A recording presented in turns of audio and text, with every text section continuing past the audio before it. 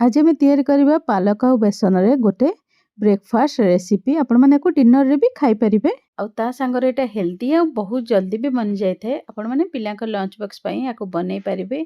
एठी मो अल्प पालक नैची ताको काटी की धोई देची ताको जत्ते छोटो पारिबे करिक ताको काटी नेबे। तापर एठी मो नैची 4 टेबल स्पून बेसन एतिकी रे पाखा पाखी हमर मीडियम साइज रे 3टा चिल्ला बनि जिवो।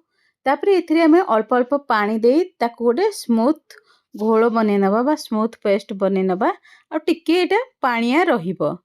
तापर हमें एथिरे काटी रखिथिबा पालंग साग को मिसै दबा ताको भल भाबरे फेंटी दबा। तापर गोटे मीडियम साइज रो प्याज को भी काटी हमें एथिरे पके दबा। सब जिंस को जितना छोटो होई परिबो सेतिकी काटिबे। तापर सब जिंस को भल भाबरे हमें फेंटी नबा।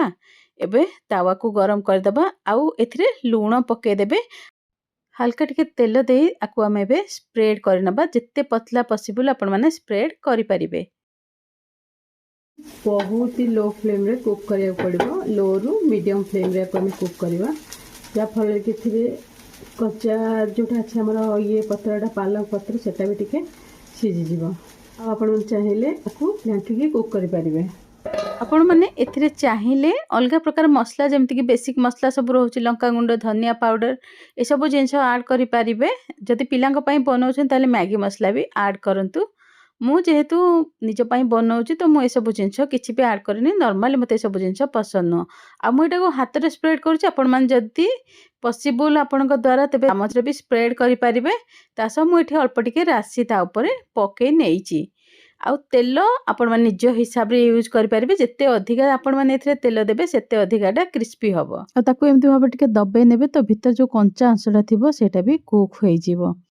एही चिला को मु सर्व करिची ग्रीन चटनी संगरे जोटा कि तंदूरी चटनी जोटा मु आगुरु रेसिपी आर मु शेयर करि सारिची। आपण माने चाहिले यार रिलेटेड वीडियो रे क्लिक करी ताको देखि नै पारिबे। आपण माने घरे ट्राई करंतु केमति लागला मते कमेंट बॉक्स रे कमेंट करि जणांतु।